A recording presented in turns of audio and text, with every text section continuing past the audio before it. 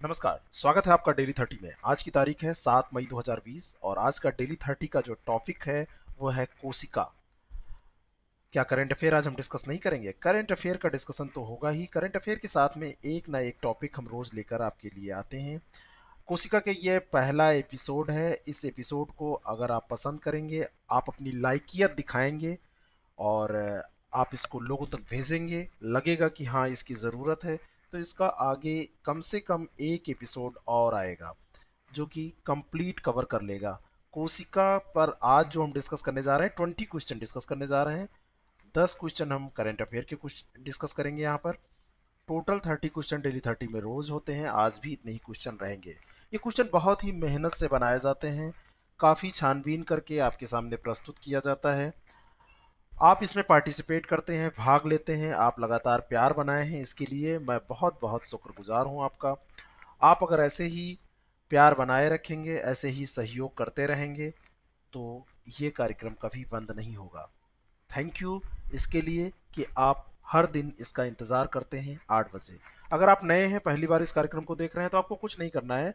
IAS prep academy के channel को subscribe कर देना है और जो घंटी का बटन है उसको प्रेस कर देना है, जिसको बोलते हैं बेल आइकॉन, जिससे कि आपके पास नोटिफिकेशन पहुंच जाए और आप क्लास के बारे में जान जाएं। चलिए शुरू करते हैं। पहला प्रश्न यहाँ पर जो प्रश्नों की एक रूपरेखा होती है, मैं आपको बता दूं कि यहाँ पर जो सबसे टफ प्रश्न बन सकता है वो भी शामिल किया जाता है और सबसे सरल प्रश्न भी शामिल किया जाता है, और इसको हम डिस्कस करते हैं मिसलेनियस तौर पर। मैं इसको क्रम से भी डिस्कस कर सकता हूँ, लेकिन मिसलेनियस इसलिए करता हूँ कि इसमें आप सोचने के लिए मजबूर हों। ऐसा ही पहला प्रश्न है, निम्नलिखित में से यूकैरियोटिक कोशिका की विशेषता कौन सी नहीं है? आपको पता है या नहीं पता है तो जान लीजिए कि जो कोशिकाएं होती हैं उनको दो भागों में विभाजित कर सकते हैं हम, दो प्रकार में विभाजित कर सकते हैं। एक होता है उनका प्रकार, रचना के आधार पर ये दो प्रकार विभाजित होते हैं। एक होता है प्रोकैरियोटिक और दूसरा होता है यूकैरियोटिक। तो प्रो और यूकैरियोटिक जो ये विभाजन है, इसी के आधार पर यह प्रश्न बनाया गया है। इसमें से आपको बताना है यूकैरियोटिक कोशिका की विशेषता कौन सी नहीं है। पहला है कि इसमें पूर्ण विकसित केंद्रक होता है। यूकैरियोटिक में पूर्ण विकसित केंद्रक होता है, सही है। इनमें प्रकाश संश्लेषी तंत्र हरित लवक में होता है, ये भी सही है। और इसमें अलैंगिक जनन होता है। जो तीसरा स्टेटमेंट है, इसको ध्यान से आप पढ़िए। जो तीसरा स्टेटमेंट यहाँ पर दिया हुआ है कि इसमें अलैंगिक जनन होता है, क्या ये सही है? ये सही नहीं है, यही गलत है। और इसमें स्वतंत्र श्वसन तंत्र जो होता है वो माइक्रोकांड्रिया में होता है, तो ये बात बिल्कुल सही है। ठीक है, तो ये यूकैरियोटिक कोशिका के बारे में ये बातें हो गई। सी ऑप्शन इसका करेक्ट है। इसके अलावा इसमें और कौन कौन सी चीज़ें होती हैं, क्या विशेषताएं इनमें पाई जाती हैं? इनमें प्रकाश संश्लेषी तंत्र हरित लवक में होता है, ये तो यहाँ पर लिखा ही हुआ है। इसके अलावा इसमें कोशिका भित्ति मोटी होती है, ये भी आपको ध्यान में रखना है। ठीक है, और अलैंगिक जनन होता है, ये यहाँ पर सही नहीं है। अगला जो प्रश्न है, यूकैरियोटिक कोशिकाएं निम्नलिखित में से किसमें नहीं पाई जाती हैं? ये भी बहुत इंपॉर्टेंट प्रश्न है, ये भी आप ध्यान से देखिएगा इसको भी। क्योंकि देखिए यहाँ पर जो भी प्रश्न आपको मिलेंगे, वो प्रश्न ये मान के चलिए इस तरीके के होंगे कि आप उनको अगर पढ़कर जाएंगे तो उससे लाभ आपको मिलना ही है, इसमें कोई दो राय नहीं है। उसमें लाभ आपको मिलना ही है। यूकैरियोटिक कोशिकाएं निम्नलिखित में से किसमें नहीं पाई जाती हैं? अब देखिए एक प्रश्न जो ये आपके लिए लाया गया है, यहाँ पर सेट किया गया है। अब ऐसा अगर आप छांटना जान गए तो आपको कोई दिक्कत एग्जाम में भी नहीं होगी। जीवाणु में पाई जाती हैं, विषाणु में भी यूकैरियोटिक कोशिकाएं पाई जाती हैं, और नील हरित शैवाल में भी पाई जाती हैं। क्या ये तीनों चीजें ये सही हैं? ये बिल्कुल गलत है। यूकैरियोटिक जो कोशिका होती है वैसी कोशिकाएं होती हैं जो पूर्ण रूप से विकसित होती हैं, और यूकैरियोटिक कोशिकाएं इस प्रकार की जो कोशिकाएं हैं वो विषाणु, जीवाणु और नील हरित शैवाल को छोड़कर, इन तीनों को छोड़कर,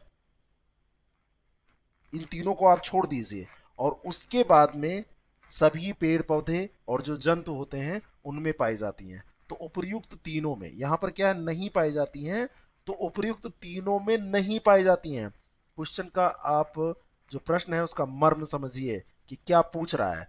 तो नहीं पाई जाती पूछा जा रहा है, तो उपयुक्त तीनों में नहीं पाई जाती है, इस तरह से डी ऑप्शन इसका करेक्ट हो जाएगा। अगला प्रश्न, प्रोकैरियोटिक कोशिका की कौन सी एक विशेषता नहीं है? यहां पर चार ऑप्शन है। प्रोकैरियोटिक को ध्यान में रखें, इनको आप बताइएगा। इनमें केंद्रक कला तथा केंद्रिका अनुपस्थित होता है, बिल्कुल सही है। इसमें समसूत्री कोशिका विभाजन नहीं होता, ये भी बिल्कुल सही है। और इसमें श्वसन तंत्र प्लाज्मा झिल्ली में होता है, ये भी बात सही है। और इसमें कोशिका जो भित्ति होती है, सेल वॉल जो होती है, वो लिखा है मोटी होती है, जबकि इसमें मोटी नहीं होती है। इसमें जो सेल वॉल होती है वो क्या होती है? पतली होती है। यहाँ पर अगर पतली दिया होता तो ये भी सही हो जाता, तो सेल वॉल यहाँ पर पतली होती है। तो इस तरीके से डी गलत है, यही सही उत्तर हो जाएगा। नेक्स्ट क्वेश्चन, विषाणु ऐसे प्रारंभिक सूक्ष्म जीव हैं जो कि, ये चार ऑप्शन है, आप देखिए यहां पर क्या सेट हो रहा है। विषाणु क्या होते हैं? वायरस, इधर कोरोना फैला हुआ है, इसलिए ये प्रश्न और इंपॉर्टेंट हो सकता है। स्टेटमेंट में ऊपर वाला स्टेटमेंट हो सकता है कोरोना के से संबंधित कुछ भी बना दिया जाए, कोई भी कोरोना की विशेषता ले ली जाए और फिर एक विषाणु की विशेषता उसमें डाल दी जाए, या विषाणु चर्चा में है तो डायरेक्टली ये प्रश्न पूछ लिया जाए आपसे। जो चीज चर्चा में रहे उसे तैयार करके आप जाइए। विषाणु ऐसे प्रारंभिक सूक्ष्मजीव होते हैं जो कोशिका की अवस्था तक नहीं पहुंच सके हैं। न ये बहुकोशिकीय होते हैं, न उसके बाद की अवस्था की बात है। ये कोशिका की अवस्था तक ये पहुंच ही नहीं पाते हैं, ये ऐसे होते हैं। और यहीं पर आपको पता चलता है जो कोशिका का सिद्धांत है वो यहाँ पर फेल हो जाता है। ये उसका अपवाद है, क्योंकि इसमें कोशिका नहीं होती है और ये संक्रामक परजीवी के तौर पर काम करते हैं और विलगित अवस्था में निर्जीव होते हैं। ये अगर इनको अलग कर दिया जाए तो ये निर्जीव हो जाएंगे। और विषाणु ऐसे प्रारंभिक सूक्ष्मजीव हैं जो वहां तक पहुंच ही नहीं पाए हैं, सेल की अवस्था तक। Virus is primitive organism that have not reached A cellular state, ये कहा जाता है इनके बारे में। तो इनका सही उत्तर इस प्रश्न का हो जाएगा बी। निम्नलिखित में से असत्य कथन की पहचान कीजिए। प्रत्येक जीव का शरीर एक या अनेक कोशिकाओं का बना होता है। आपने कोशिका सिद्धांत के बारे में पढ़ा है ना, ये कोशिका सिद्धांत से रिलेटेड ही ये चार स्टेटमेंट दिए हुए हैं। तो ये कोशिकाओं का बना होता है, ये बिल्कुल सही है। प्रत्येक जीव की उत्पत्ति एक कोशिका से होती है, जो ओरिजिन है वो एक सेल से होती है, ये भी सही है। कोशिका की उत्पत्ति जिस क्रिया से होती है उसमें केंद्रक मुख्य कार्यकर्ता या सृष्टिकर्ता के रूप में भाग लेता है, ये भी सही है। प्रत्येक कोशिका पराधीन इकाई है, ये बिल्कुल गलत है, क्योंकि पराधीन नहीं होती है। प्रत्येक कोशिका स्वाधीन इकाई होती है और उसके बावजूद भी मिलकर काम करती है, ये तो पराधीन नहीं स्वाधीन होती है। डी ऑप्शन यहाँ पर सही हो जाएगा, क्योंकि यही गलत है। असत्य कथन की पहचान आपको यहाँ पर करना था। नेक्स्ट क्वेश्चन, कोशिका सिद्धांत के प्रतिपादन कौन थे? कोशिका सिद्धांत के प्रतिपादक कौन थे? प्रतिपादन किसने किया था इस सिद्धांत का? जो कोशिका सिद्धांत है इसका प्रतिपादन 1838 ईस्वी में जर्मन वनस्पति शास्त्री थे एमजे स्लाइडन, और फिर 1839 में जर्मनी के ही जंतु विज्ञान शास्त्री थे थियोडर स्वान। इन लोगों ने मिलकर इसका प्रतिपादन किया था। तो ये भी सही है, ये भी सही है, इस तरीके से सी ऑप्शन सही हो जाएगा, उपयुक्त दोनों। ध्यान रखिएगा, बहुत ही ये इंपॉर्टेंट क्वेश्चन है, बहुत फेमस क्वेश्चन है, बहुत बार ये पूछा जाता है। निम्नलिखित कथनों पर विचार कीजिए। अधिकतर कोशिकाएं वृहद होती हैं जो सामान्यतः किसी युक्ति के बिना आंखों द्वारा दिखाई देती हैं। क्या आपने देखा है कभी, आपने दर्शन किया है कोशिकाओं का कि अधिकतर कोशिकाएं आपको ऐसे दिख जाएं? उसी के आधार पर इस प्रश्न का आप उत्तर दीजिएगा। तो यहाँ पर बताइए पहला कथन क्या सही है? पहला कथन गलत है। अधिकतर कोशिकाएं बहुत छोटी होती हैं, सूक्ष्म होती हैं और बिना किसी युक्ति के नंगी आंखों से आप उसको नहीं देख सकते। दूसरा है शुतुरमुर्ग के अंडे सर्वाधिक बड़ी कोशिका है। जो शुतुरमुर्ग का अंडा होता है ये सर्वाधिक बड़ी कोशिका माना जाता है। इसका आकार 170 मिलीमीटर तक होता है, सबसे बड़ी कोशिका का यह प्रतिनिधित्व करता है। ठीक है, तो ये दूसरा स्टेटमेंट यहाँ पर सही है, बी ऑप्शन इसका करेक्ट हो जाएगा। नेक्स्ट क्वेश्चन, एक कोशिकीय जीव का उदाहरण नहीं है, पैरामीशियम है। जीवाणु, अमीबा, ये सब क्या है? ध्यान से इसको देखिए, ऐसे प्रश्न बड़े सरल आपको लगते हैं, तो ये सब एक कोशिकीय जीव के उदाहरण हैं। उपर्युक्त सभी एक कोशिकीय जीव के उदाहरण हैं। तो इस तरीके से डी ऑप्शन यहाँ पर करेक्ट हो जाएगा। अगला प्रश्न, राइबोसोम का कारखाना या राइबोसोमल फैक्ट्री के रूप में किसे जाना जाता है? तीन प्रकार के कार्य होते हैं जो केंद्रिका करती है। प्रोटीन का संश्लेषण करती है, राइबोसोमल आरएनए का संश्लेषण करती है, और केंद्रक से कोशिका द्रव्य में आनुवंशिक सूचनाओं को, जेनेटिक इंफॉर्मेशन को भेजती है, उनका स्थानांतरण करती है। इस तरीके से राइबोसोम का कारखाना इसी केंद्रिका को ही कहा जाता है। ए ऑप्शन इसका करेक्ट है। नेक्स्ट क्वेश्चन, निम्नलिखित में से कौन सा कार्य केंद्रिका द्वारा किया जाता है? अभी मैंने बताया प्रोटीन का संश्लेषण, बिल्कुल सही। राइबोसोमल आरएनए का संश्लेषण, बिल्कुल सही। और केंद्रक से केंद्रिका द्रव्य में आनुवंशिक सूचनाओं को रोकना। और जबकि मैंने अभी व्याख्या में ऊपर बताया था कि इनका स्थानांतरण करना, ठीक है, इनको पहुंचाना इसका कार्य होता है। इस तरीके से ये तीसरा गलत हो जाएगा, पहला दूसरा सही हो जाएगा। ए ऑप्शन इसका बिल्कुल करेक्ट हो जाएगा। नेक्स्ट क्वेश्चन, गाल्जी उपकरण या गाल्जी काय, गाल्जी कॉम्प्लेक्स जो होता है, उसकी खोज किसने की थी? इनका नाम भी आपको ध्यान में रखना है, याद रखना है। तो इसको इन्हीं के नाम से जाना जाता है, कामिलो गाल्जी ये थे। लेकिन थोड़ा सा क्वेश्चन यहाँ पर टफ हो गया, ये इटली के थे कि फ्रांस के थे, ये भी यहाँ पर जोड़ दिया गया। अगर ये आपको कंफ्यूजन हो रहा है तो आप इस प्रश्न को छोड़ कर आएंगे, है ना, लेकिन अभी अगर याद कर लेंगे तो छोड़ना नहीं पड़ेगा। ये इटली से रिलेटेड थे, इटली के रहने वाले थे। कोशिका के कोशिका द्रव्य में केंद्रक के समीप कुछ थैली नुमा कोशिकाएं इन्होंने देखी, इन्हीं को गॉल्जी का या गॉल्डी बॉडी इन्होंने कहा। और कामिलो गाल्जी ये इटली के तंत्रिका वैज्ञानिक थे, ध्यान रखिएगा। अगला प्रश्न, गाल्जी उपकरण या गाल्जी काय की खोज किसने की थी? ये देखिए रिपीट, फिर से रिपीट, ठीक है, छोड़िए आगे बढ़ते हैं। यह किसने बताया था कि कोशिकाओं का निर्माण पहले से मौजूद कोशिकाओं से होता है? मतलब एक इनमें चार में से एक व्यक्ति हैं जिन्होंने कहा कि जो भी सेल बनती हैं वो पहले से मौजूद सेल्स के द्वारा ही बनती हैं। ऐसा नहीं है कि पहले कुछ सेल नहीं थी अचानक बन गई। तो ये बात जो है ये कही थी विर्चो ने। 1855 की बात है, 1855 ईस्वी में विर्चो ने बताया कि कोशिकाओं का निर्माण पहले से मौजूद कोशिकाओं से होता है। एक विचारधारा है, एक शोध है इनका, तो इसको ध्यान रखिएगा, नाम सहित पूछा जा सकता है।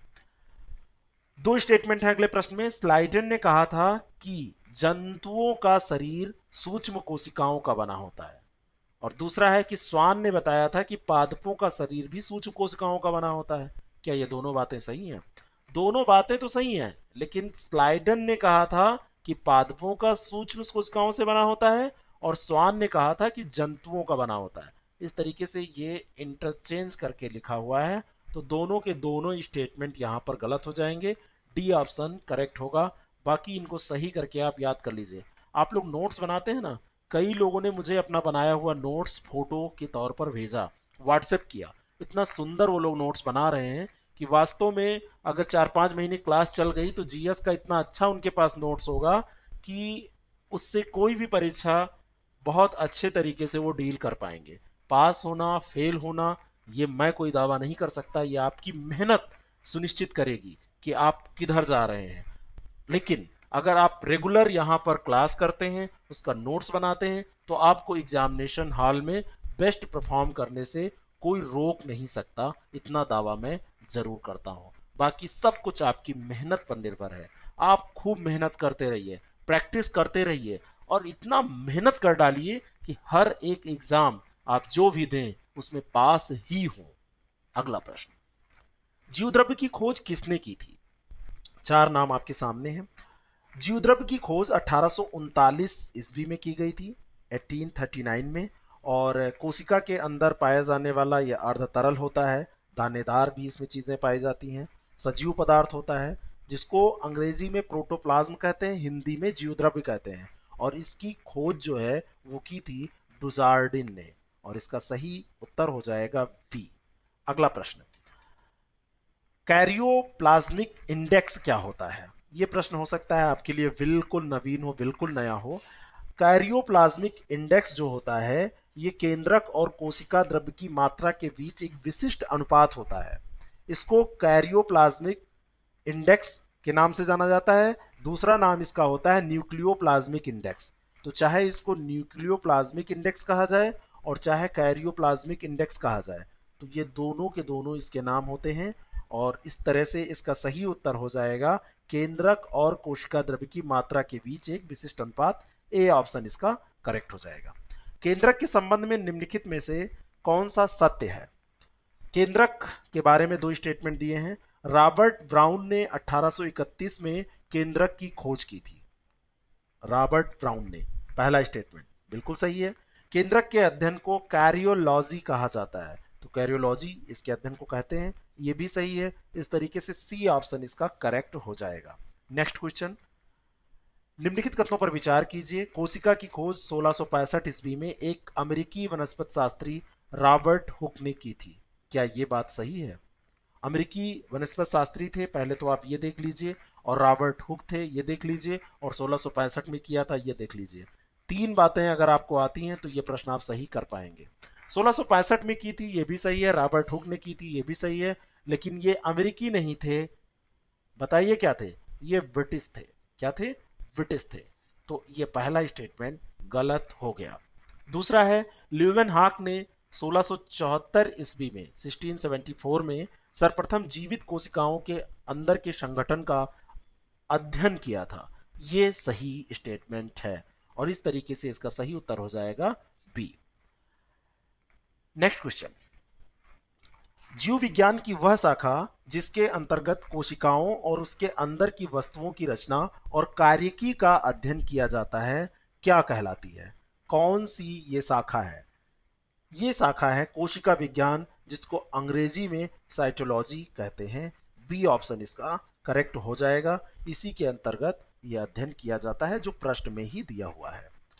अंतिम प्रश्न है आज के इस टॉपिक का, फिर हम करंट अफेयर की तरफ बढ़ेंगे। निम्नलिखित कथनों पर विचार कीजिए। ऊतक जीवों की आधारभूत संरचनात्मक एवं कार्यात्मक इकाई है। पहला स्टेटमेंट, कोशिका एक विशिष्ट पारिगम कला से घिरी रहती है तथा इसमें प्रायः स्वजनन की क्षमता होती है। तो कोशिका में स्वजनन की क्षमता होती है और ये पारिगम कला से घिरी होती है, दोनों बातें सही हैं।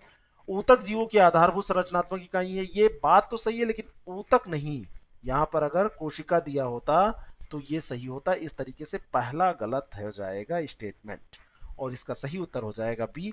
केवल दो सही है। ठीक है, अब इसमें जो प्रश्न बचे हैं इनको कभी हम कोशिका पार्ट 2 करके कवर कर लेंगे और ये कवर हो जाएंगे। बताइएगा क्या ये आपको अच्छा लगा? अगर अच्छा लगा तो हम आगे इसको करेंगे, नहीं अच्छा लगा तो आपको जो अच्छा ना लगे वो काम हम कैसे कर सकते हैं? बिल्कुल नहीं करेंगे।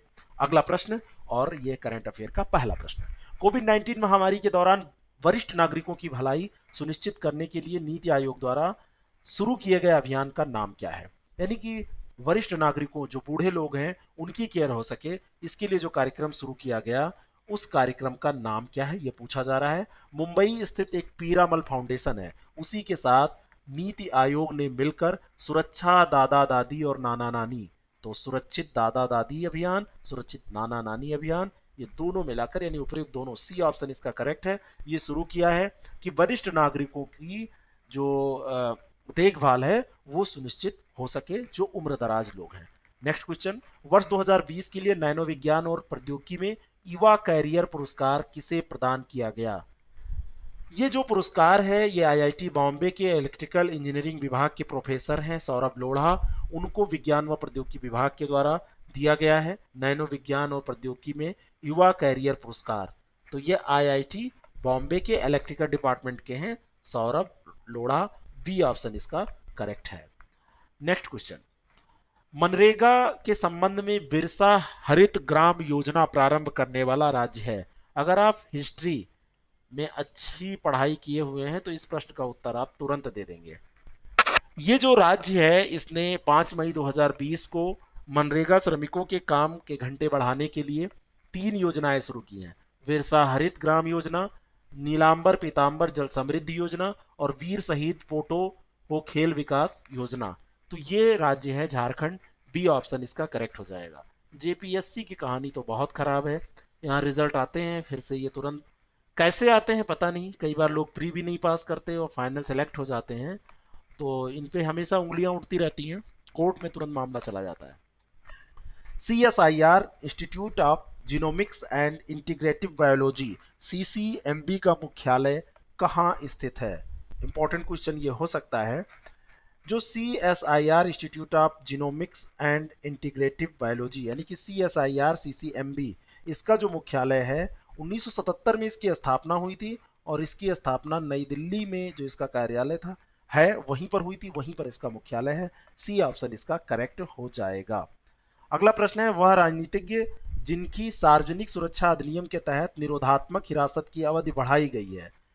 जो रहेगा निरोधात्मक हिरासत में उसी की अवधि बढ़ाई जाएगी। कुछ दिन पहले हमने इसको डिस्कस किया था। जम्मू कश्मीर की पूर्व सीएम महमूदा मुफ्ती सार्वजनिक सुरक्षा अधिनियम के तहत ये हिरासत में अभी हैं, और इनकी अवधि और बढ़ा दी गई है, 3 महीने इसको बढ़ा दिया गया है। और सबसे बड़ी बात यह है कि इस अधिनियम की शुरुआत 1978 में फारूक अब्दुल्ला के पिता शेख अब्दुल्ला ने लकड़ी तस्करी को रोकने के लिए किया था। अभी इनके ऊपर ये लगाया गया है। तो ये जो इसका सही उत्तर है वो हो जाएगा बी ऑप्शन। नेक्स्ट क्वेश्चन, हाल ही में रूसी राष्ट्रपति व्लादिमीर पुतिन ने नाजी जर्मनी पर जीत की 75वीं वर्षगांठ के अवसर पर किसे द्वितीय विश्व युद्ध के पदक से सम्मानित किया है? रूसी राष्ट्रपति जो हैं इन्होंने अभी 75वीं वर्षगांठ नाजी जर्मनी की जीत का जश्न इन्होंने मनाया, और इन्होंने किम जोन उन को इस अवसर पर द्वितीय विश्व युद्ध के पदक से सम्मानित किया है। बी ऑप्शन इसका करेक्ट है। और ये इन्होंने कहा कि रूसी दूतावास की अधिसूचना जो है उसके आधार पर यह कहा जा सकता है, इन्होंने कहा कि उत्तर कोरिया के क्षेत्र में अपना जीवन लगाने वाले सोवियत सैनिकों की स्मृति को संरक्षित करने में उनकी भूमिका को मान्यता देने के लिए उत्तर कोरिया के नेता को ये पदक दिया जा रहा है कि उन्होंने उसको स्मृति को संरक्षित करने में बहुत महत्वपूर्ण भूमिका निभाई है। उत्तर कोरिया और रूस की अगर हम बात करें तो 1948 में सोवियत संघ और उत्तर कोरिया के बीच में संबंध स्थापित हुए थे। कोरियाई युद्ध के दौरान सोवियत सैन्य बलों ने कोरियाई पीपल्स आर्मी का समर्थन किया था। और उत्तर कोरिया का अगर हम इतिहास देखें तो उत्तर कोरिया के इतिहास की शुरुआत द्वितीय विश्व युद्ध के अंत से हुई थी, और जापानी आत्मसमर्पण जब हुआ था उसके बाद में सोवियत संघ और अमेरिका ने उत्तर कोरिया और दक्षिण कोरिया के विभाजन को स्वीकार किया था, इस पर सहमति दर्ज की थी, और उत्तर कोरिया ने सोवियत के साथ गठबंधन किया और Democratic People's Republic of Korea का गठन किया गया। फिर क्या हो रहा है सबसे ज़्यादा यही आप लोग देखते हैं। मैंने देखा है कई स्टूडेंट्स पढ़ाई को छोड़कर सारी जिम्मेदारी निभाते हैं। देश में जितनी भी हेट स्पीच होती हैं वो सुनते हैं, कन्हैया कुमार का भाषण सुनना तो वो भूलते ही नहीं है, वो रवीश कुमार की जितनी रिपोर्ट होती है सारी सुनते हैं। ठीक है, रवीश कुमार बेआवाजों की आवाज़ हो सकते हैं, लेकिन जो पॉलिटिकल ड्रामा और जो एक कह सकते हैं मीडिया ड्रामा चलता है उससे आपको मतलब नहीं होना चाहिए। आपको अपने पढ़ाई अपने कंटेंट से मतलब होना चाहिए जो आपके काम की। आप यूट्यूब पे समय बर्बाद मत करिए, आप इसका लाभ उठाइए पॉजिटिव चीज़ों में। अगर आप ऐसे समय बर्बाद करेंगे तो आप सफलता से दूर होते जाएंगे, और आपको ऐसा नहीं करना है। आपको काम की चीज़ें पढ़नी है, काम की चीज़ें देखनी है, आपको काम की डिबेट को पढ़ना है। आप पढ़िए लोकसभा की डिबेट को, आप उसको सुनिए, आप राज्यसभा की डिबेट को सुनिए, आप न्यूज़पेपर्स के आर्टिकल पढ़िए, आप अच्छी चीज़ें और बहुत सारी हैं जो सुनिए। लेकिन ये फालतू के जो रिपोर्ट्स आते हैं, ये हो गया वो हो गया, मोदी के खिलाफ, कांग्रेस के खिलाफ, और आज कोरिया का जो तानाशाह है ये कर रहा है, उसने बाल कटवा दिया, वो जिंदा है कि मरा है, ये सब डिबेट बहुत बेकार की डिबेट है, एक अच्छे स्टूडेंट के लिए सही नहीं है। निम्नलिखित कथनों पर विचार कीजिए। दो स्टेटमेंट हैं। सीमा सड़क संगठन ने 7 मई 2020 को अपना 60वां स्थापना दिवस मनाया, यानी कि इसकी स्थापना आज से 60 साल पहले हुई थी। तो आज से 60 साल पहले 1960 की बात है, तभी इसकी स्थापना की गई थी 7 मई को। ठीक है, और तब से लेकर आज तक इसने बहुत सारी परियोजनाओं को अंजाम दिया है। तो पहला तो बिल्कुल सही है। दूसरा स्टेटमेंट ध्यान से पढ़ने की जरूरत है। सीमा सड़क संगठन केवल भारत व चीन के सीमावर्ती निर्माण कार्यों को करता है। भारत और चीन के सीमावर्ती जो निर्माण कार्य हैं वो करता है। लेकिन मैंने क्या कहा, केवल शब्द यहाँ आया, ध्यान दीजिए, केवल इसके नहीं, जो भी मतलब सीमावर्ती क्षेत्र हैं, चाहे अफगानिस्तान के साथ सीमा है, भूटान के साथ है, म्यांमार के साथ है, श्रीलंका के साथ है, वहां पर जो इंफ्रास्ट्रक्चर का कार्य होगा ये करेगा, ठीक है। और इसका मुख्यालय नई दिल्ली में स्थित है, ध्यान रखिएगा। दूसरा स्टेटमेंट यहां पर गलत हो जाएगा, केवल एक सही हो जाएगा, A option is correct option. Global response international pledging conference की मेजबानी किसके द्वारा की गई?